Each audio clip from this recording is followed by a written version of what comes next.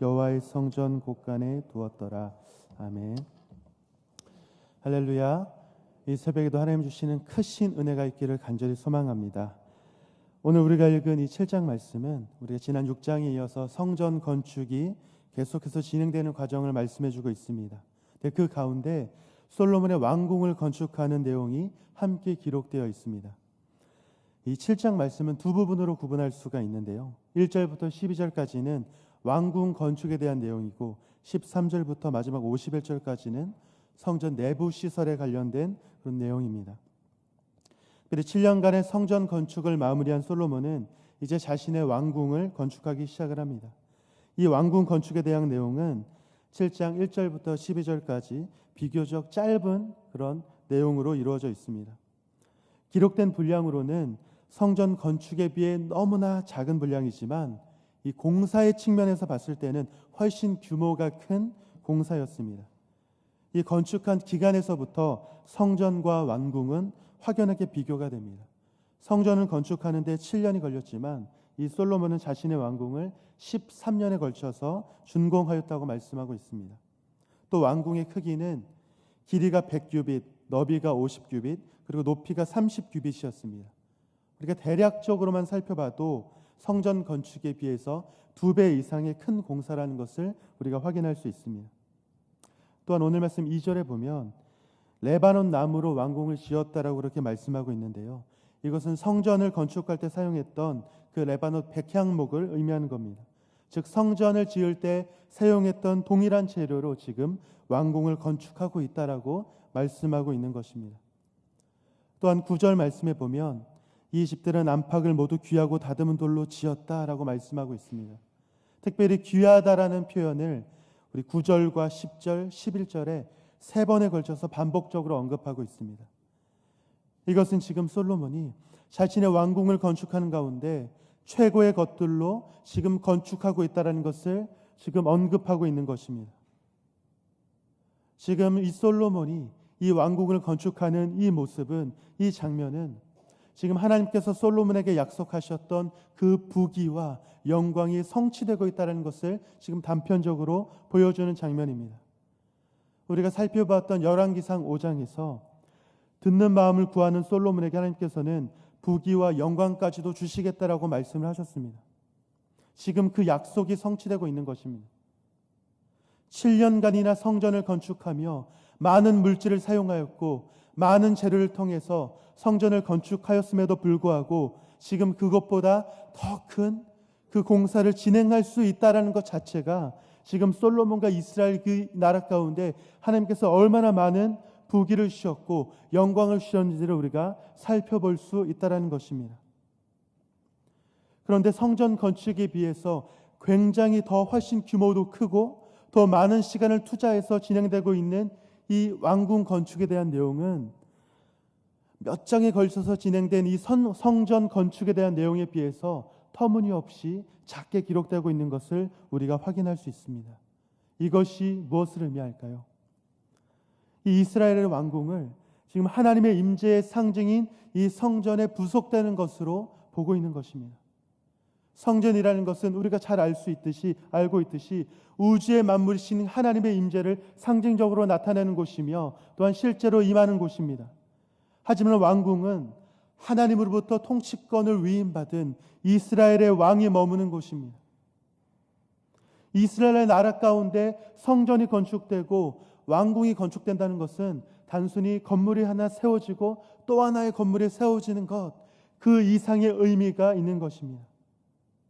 이것은 성전과 왕궁이 세워짐을 통해서 이스라엘은 지금 본격적으로 하나님께서 세우신 신정국가로서, 신정왕국으로서 지금 그 모습을 갖춰나가고 있기 때문입니다.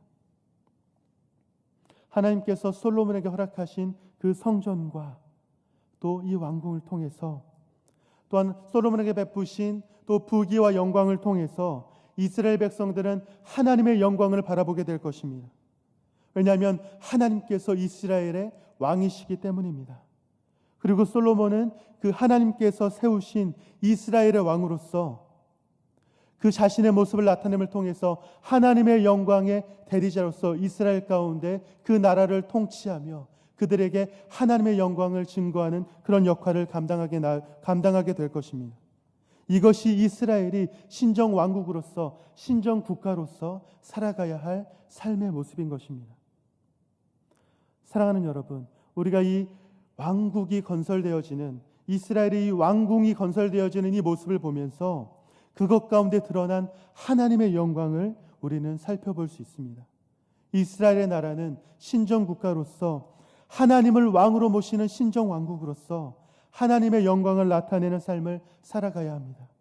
이것이 이스라엘의 그 나라가 살아가야 할 삶의 방향이자 살아가야 할 삶의 기준인 것입니다.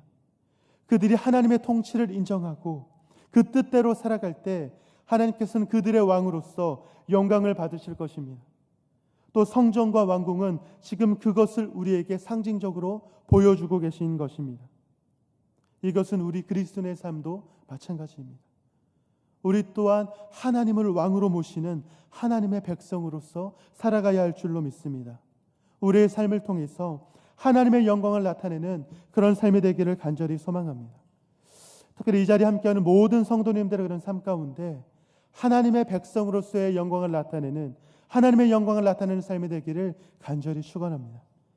이어서 계속해서 말씀을 살펴보면 13절부터는 다시 한번 우리 성전의 내부 시설을 준비하는 내용을 기록하고 있습니다. 그 가운데 21절 말씀을 같이 한번 읽어보기를 소망합니다. 21절 같이 읽겠습니다. 시작. 이 두 기둥을 성전의 주량 앞에 세우되 오른쪽 기둥을 세우고 그 이름을 야긴이라 하고 왼쪽의 기둥을 세우고 그 이름을 보아스라 하였으며. 솔로몬이 지금 성전의 기둥을 세우고 그 두 기둥에 이름을 붙였습니다. 그 이름은 야긴과 보아스입니다. 이 이름의 뜻이, 야긴의 뜻은 하나님이 세우다라는 그런 의미를 가지고 있고, 이 보아스의 뜻은 그에게 힘이 있다라는 그런 의미를 가지고 있습니다. 이 기둥의 의미처럼 이 성전을 지어가고 있는 이 이스라엘 나라가 하나님의 나라 가운데, 하나님의 다스림 가운데 견고히 서는 그런 나라가 되어야 한다는 것입니다. 이것이 이스라엘 나라가 붙잡고 살아가야 할 삶의 모습이자 기준인 것입니다. 그런데 하나님 없이는 이 나라가 절대 견고히 설 수가 없습니다. 이것이 무엇을 의미하냐면 하나님께서 다윗을 통해 언약하셨던 그 언약의 내용인 것입니다. 하나님 없이는 이 나라가 견고하게 설 수 없습니다. 그렇기 때문에 이스라엘 민족이 하나님의 다스림 가운데 견고히 서기 위해서 열왕기상 6장 12절 그 말씀 가운데 말씀하신 것처럼 하나님의 법도와 율례와 모든 계명을 지켜 행하는 삶, 그런 삶을 살아야 하는 것입니다. 그렇게 살아갈 때에 하나님께서 내가 너희와 함께 하겠다, 그리고 내가 너희를 버리지 않으며 떠나지 아니하겠다고 말씀하셨던 그 말씀이 그 이스라엘 나라 가운데 이루어질 수 있기 때문입니다. 그런데 오늘 말씀해 보면 이렇게 하나님의 법도와 율례와 모든 계명을 지켜 살아가야 할 이스라엘 백성과 이 솔로몬의 삶 가운데 염려가 되는 장면들이 나타나고 있습니다. 우리 8절 말씀해 보면 솔로몬이 또 그가 장가든 바로의 딸을 위하여 집을 지었는데 이 주랑과 같더라, 이렇게 말씀하고 있습니다. 여호와의 말씀만을 순종하며 따라가야 할 이 이스라엘 왕 솔로몬이지만 지금 그 가운데 이방인을 아내로 두고 있는 그 모습을 보여주고 있습니다. 이것이 무엇을 의미합니까?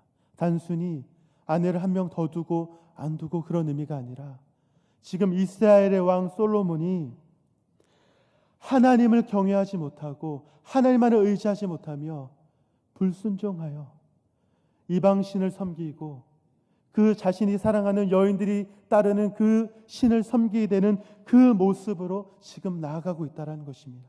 물론 지금은 그렇지 않다 할지라도, 지금은 그런 모습을 보이지 않다 할지라도 지금 그의 삶 가운데, 그의 통치 가운데 그렇게 될 수 있는 여지가 생긴 것이며 그렇게 될 수 있는 틈이 보이기 시작을 한 것입니다.